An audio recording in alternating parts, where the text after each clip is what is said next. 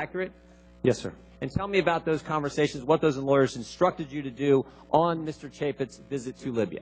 I was instructed not to allow the RSO, the acting deputy chief of mission, and myself to be personally interviewed by Congressman Chapitz. So the people at state told you don't talk to the guy who's coming to investigate? Yes, sir. Said don't talk with the congressman? Now you've had several congressional delegations come to various places you've been around the world.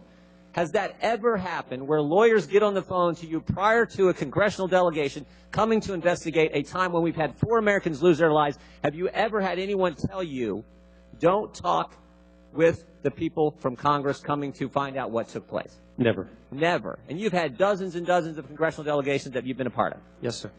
First time it's ever happened? Yes, sir. Tell me about, and also, isn't it true that one of those lawyers on the phone call accompanied the folks on the delegation and tried to be in every single meeting you had with Mr. Chapitz and the delegation from this committee? Yes, sir. That's true. Tell me what happened when you got a classified briefing with Mr. Chapitz. What happened and the phone call that happened after that? The lawyer was excluded from the meeting because his clearance was not high enough, and the delegation had insisted that the briefing not be limited by any. Did the lawyer try to get in that briefing?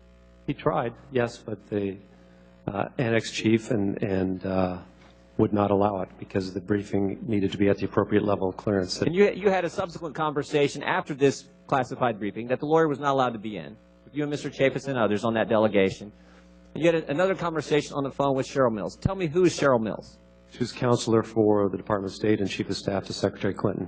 That's a pretty important position? Yes, sir. When she calls, you take the phone call?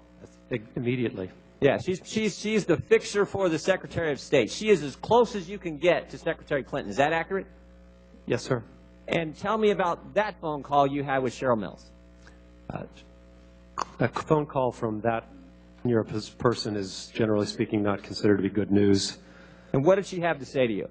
She demanded a report on the visit. Was she upset by the fact that this lawyer was not, this was upset. Babysitter, this spy, whatever you want to call him, was not allowed to be in that? First time it's ever happened. All the congressional delegations you've ever entertained was not allowed to be in that classified briefing. Was she upset about that fact? She was very upset. So this goes right to the person next to Secretary Clinton. Is that accurate? Yes, sir. Mr. Chairman, here's a guy with 22 years of outstanding service to our country. 22 years. Outstanding service, praised by everybody who counts, the president, the secretary, everyone above him. And yet now they're obstructing it because he won't help them cover this up. He's an honorable man here telling the truth. Now is getting this kind of treatment from the very people who praised him before. This is why this hearing is so important. I yield back. I thank the gentleman. Pleased to yield now to